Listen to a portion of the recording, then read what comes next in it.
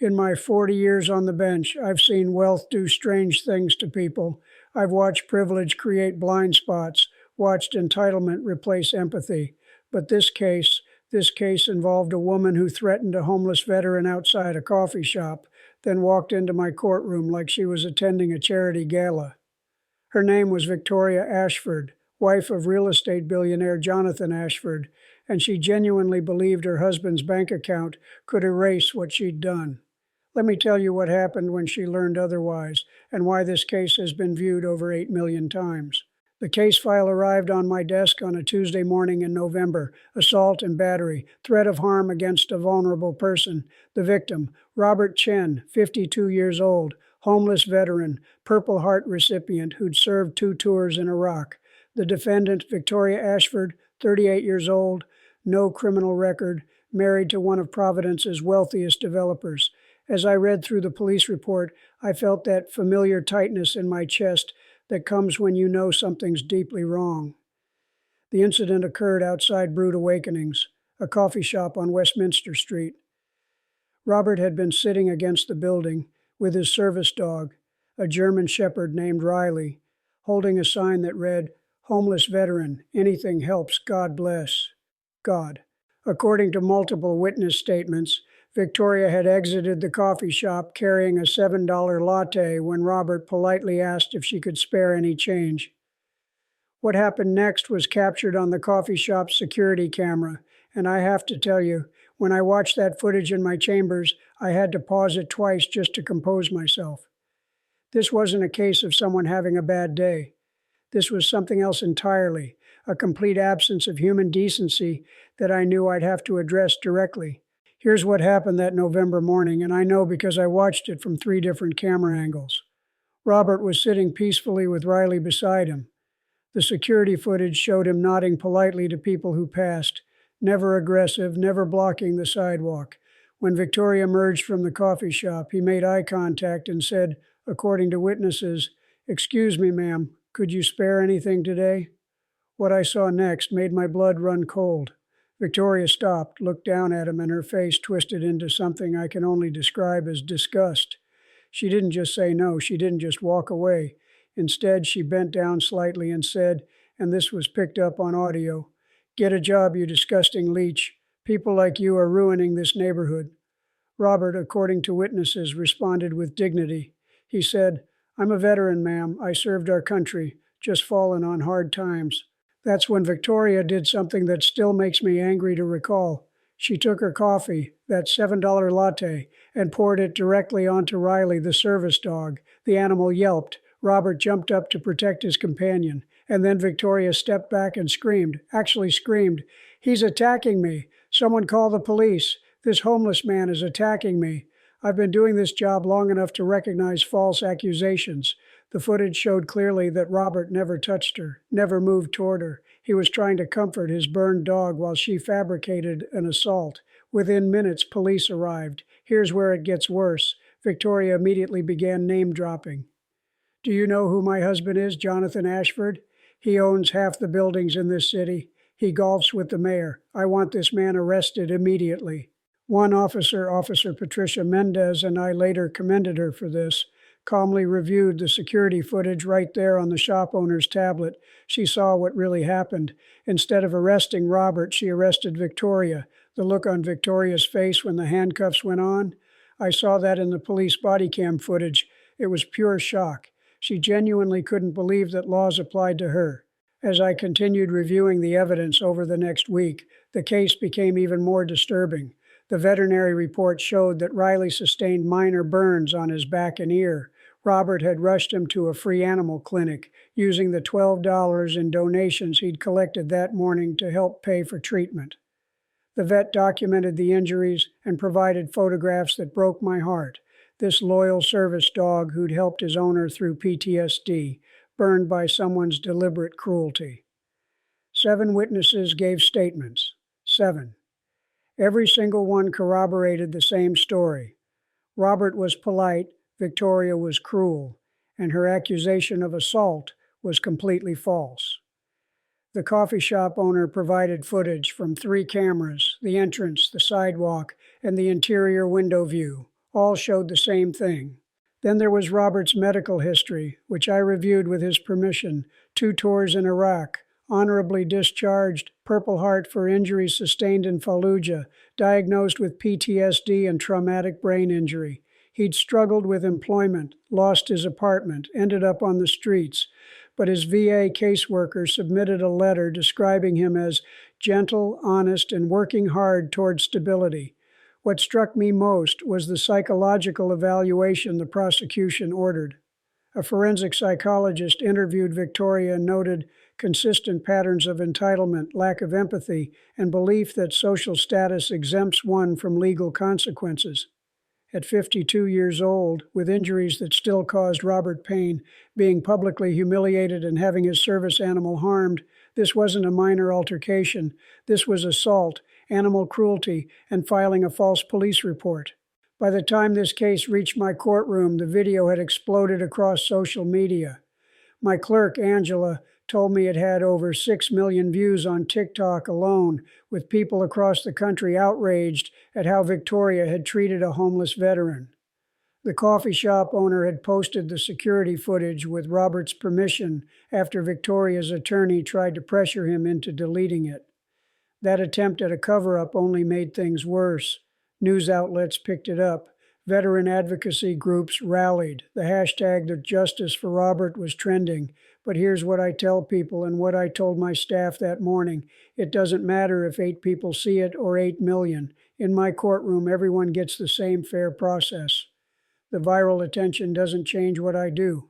I focus on the facts, the law, and the person in front of me.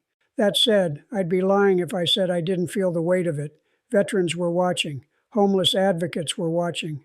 People who'd been dismissed or looked down on because of their circumstances. They were all watching to see if justice would prevail or if money would win. I made myself a promise that morning. I would not let them down. When Victoria Ashford walked into my courtroom on December 3rd, I knew immediately this was going to be challenging.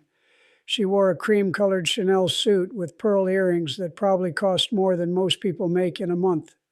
Her hair was perfectly styled.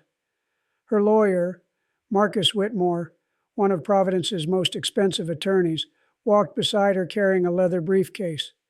She looked around the courtroom like she was judging the decor, not facing criminal charges. The courtroom was packed, veterans in their service jackets, homeless advocates, media with cameras, and there, in the front row, sat Robert Chen with Riley beside him. Robert wore clean clothes, donated by a veterans organization, and Riley wore a service vest. The dog still had visible marks on his ear. I called the court to order and looked at the case file. Ms. Ashford, you're charged with assault and battery, animal cruelty, and filing a false police report. How do you plead? Her attorney stood. Your Honor, my client pleads not guilty. We'd like to request. I raised my hand. Mr. Whitmore, I'm asking your client. Victoria stood slowly, as if inconvenienced. Not guilty, Your Honor. The way she said it, bored, dismissive, told me everything I needed to know about her attitude. I said, Ms. Ashford, I've reviewed the evidence in this case. The prosecution has provided security footage from 3 angles, 7 witness statements, veterinary records, and police body cam footage. Would you like to see this evidence before we proceed? She glanced at her attorney, who whispered something. Then she looked at me and said, Your Honor, I think there's been a misunderstanding. I was frightened. That man, she gestured toward Robert without looking at him. He approached me aggressively. I felt threatened. I've been patient with a lot of defendants, but this was insulting to everyone's intelligence. Ms. Ashford, I said calmly, let's watch the video together. I had the bailiff play the security footage on the courtroom monitors. We all watched in silence as Robert sat peacefully, asked politely, and Victoria poured coffee on his dog. We watched her scream false accusations. We watched Robert try to help his injured animal while she demanded his arrest. When it ended, the courtroom was silent. I looked at Victoria. Ms. Ashford, that video shows you assaulting a service animal and falsely accusing a veteran of attacking you. The footage contradicts everything you just told me. Do you want to revise your statement? She actually rolled her eyes in my courtroom and said, Your Honor, that video doesn't show the full context. He was harassing customers all morning. I was doing the neighborhood a favor. I felt my patience wearing thin. A favor? By burning a service dog? It was just coffee, she said, waving her hand dismissively. I'm sure the dog is fine.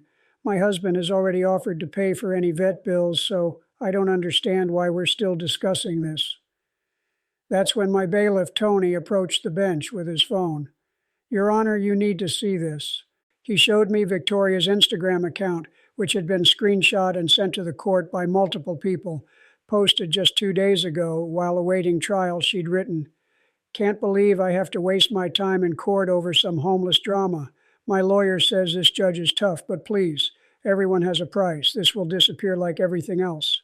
I looked at those words on the screen, and I felt something shift inside me.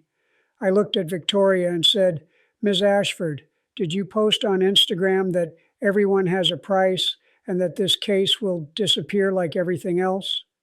Her face paled slightly, but she recovered quickly. That was taken out of context. Ms. Ashford, I said, and my voice was firm now. Let me be very clear. In my courtroom, justice is not for sale. Your husband's money does not buy you immunity from the law, and your complete lack of remorse is deeply troubling. I turned to Robert. Mr. Chen, would you like to address the court? Robert stood slowly, Riley beside him. He was shaking slightly, but his voice was steady. Your Honor, I don't want to cause trouble. I just want people to know that homeless people are still people. We're not trash. We're not ruining neighborhoods. A lot of us serve this country. We deserve basic respect and dignity. His testimony broke my heart. This man who'd given so much for our country was asking only to be treated like a human being.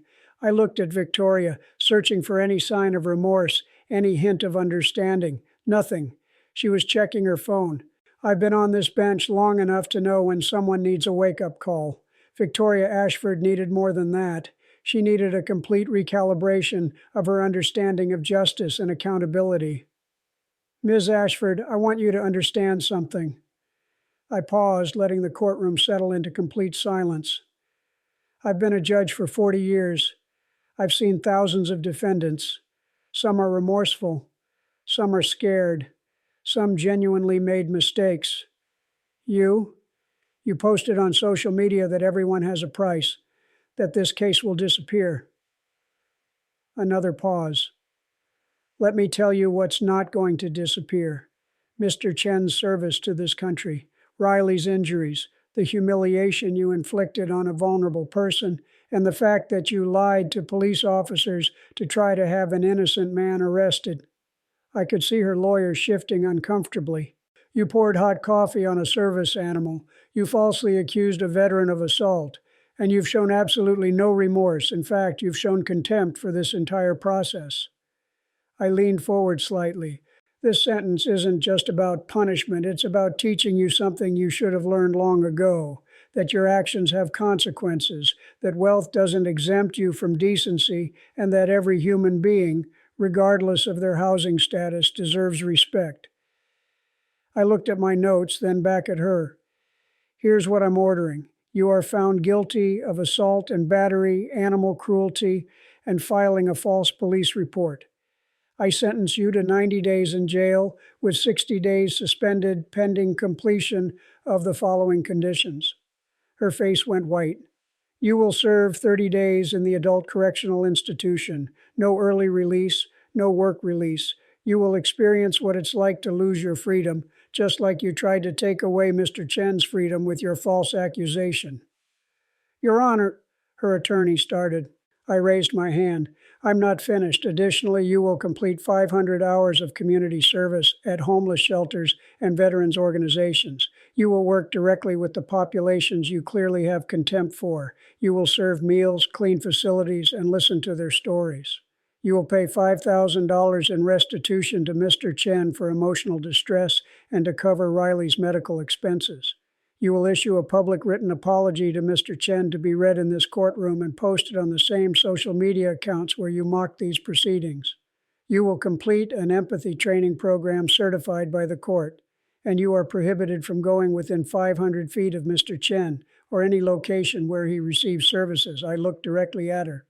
Ms. Ashford, I hope you use these 30 days to think about who you want to be, because right now the person I see in front of me is someone who has lost sight of basic human decency. Your money can buy you expensive clothes and fancy lawyers, but it cannot buy you character. That you have to earn. Court is adjourned. After I adjourned court, the courtroom erupted in applause, which I normally discourage, but I let it continue for a moment. Robert Chen approached me with tears in his eyes. "Thank you, Your Honor," he said quietly. "Thank you for seeing me as a person." I shook his hand and thanked him for his service, for his dignity, for his patience throughout this ordeal. Riley wagged his tail, and I reached down to pet him gently, careful of his healing ear. Victoria was led away by court officers, finally crying. Her attorney was already talking about appeals, but I knew they wouldn't succeed. The evidence was overwhelming, and my sentence was well within legal guidelines. The video of my ruling went viral within hours. Over 8 million views across various platforms. Messages poured in from veterans, homeless advocates, and ordinary people who were grateful to see accountability. But I'll tell you what I told Angela, my clerk. I didn't do this for the views or the validation. I did it because it was right. 3 weeks later, I received a letter from Robert. He'd been accepted into a transitional housing program with help from a veterans organization. Riley was fully healed, and he included a photo of himself in his new apartment, small, modest, but his. He wrote, "You gave me back my dignity. Thank you." That letter sits framed in my chambers today. If there's one thing I want people to take away from this case, it's this. Wealth and status do not place you above the law or above basic human decency. Victoria Ashford learned the hard way that justice truly is blind. It doesn't see bank accounts or designer clothes or powerful connections. It sees right and wrong. It sees victims and perpetrators. It sees those who show remorse and those who show contempt. In my 40 years on this bench, I've never wavered from one principle. Everyone who enters my courtroom is equal under the law. The homeless veteran and the billionaire's wife stand on the same ground when it comes to justice. But beyond the legal aspects, this case taught me something I hope resonates with everyone watching. How we treat the most vulnerable among us reveals who we really are. Not our job titles, not our social status, not our wealth, but our character, our compassion, our humanity. Robert Chen served our country with honor. He fell on hard times, as many veterans do, through no fault of his own. He deserved better than cruelty. He deserved what every human being deserves: dignity, respect, and the protection of the law. I hope Victoria learned that lesson during her 30 days in jail. I hope she genuinely changed during her 500 hours of community service, because redemption is always possible for those willing to do the work. And I hope everyone watching remembers.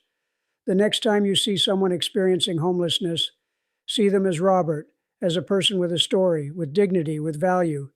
See them as someone's son or daughter, possibly someone who served our country, someone who deserves compassion rather than contempt.